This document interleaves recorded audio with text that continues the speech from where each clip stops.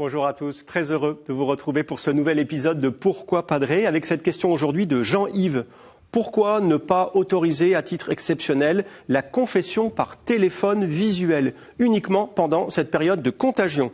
La réponse de mon curé a été négative et j'ai du mal à comprendre cette décision. Alors c'est vraiment, Jean-Yves, une question qu'on nous pose mais énormément en ce moment, en ce temps de crise sanitaire, notamment bien sûr pendant le fameux confinement qu'on a connu dans beaucoup de pays d'Europe et du monde.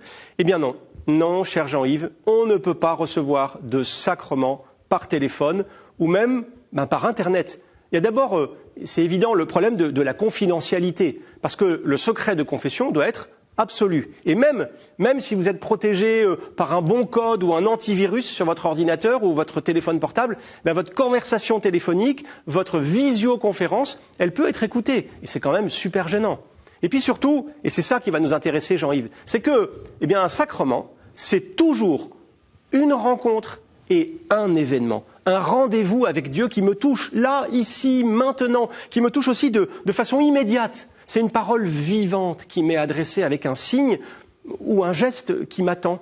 Et c'est pareil pour tous les autres sacrements. Il n'y a pas de baptême sans eau qui mouille, pas de communion sans hostie consacrée qui m'est donnée, pas d'imposition des mains, pas d'ordination des prêtres, vous voyez, sans que l'évêque pose sa main sur la tête du prêtre. Si vous voulez, je voudrais dire, on ne peut pas baptiser un enfant, un bébé, en versant de l'eau sur sa photo, c'est pas possible. En fait, ce que je suis en train de vous dire, c'est que le christianisme, c'est vraiment la religion de la rencontre.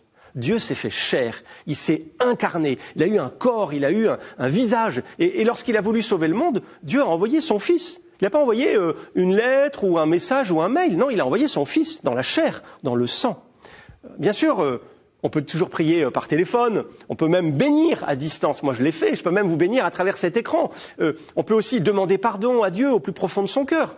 L'Église a même toujours enseigné qu'un acte de regret, on appelle ça une contrition parfaite, efface les péchés, en attendant aussi de pouvoir le faire au cours d'une confession, dès que ce sera possible. Le pape François, d'ailleurs, en parlait assez récemment.